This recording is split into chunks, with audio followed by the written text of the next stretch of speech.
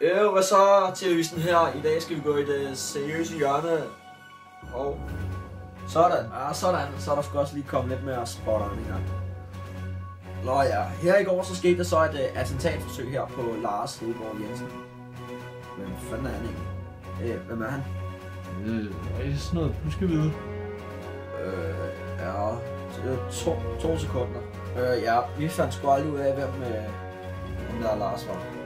Vi har dog fået kontakt med kameraet.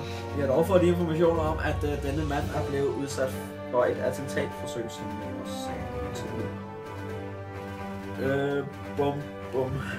Personen er en mand i starten af 30'erne, som er iført en lignende rød postbudfrakke. Vi har yderligere fået oplyst om, at den mystiske mands gerningsvåben var en håndpistol.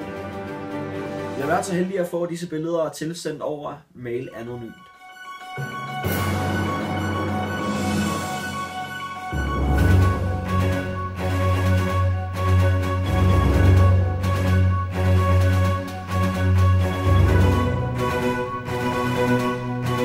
Det var så alt for denne gang, og vi siger mange tak, og tak fordi I gad at se med.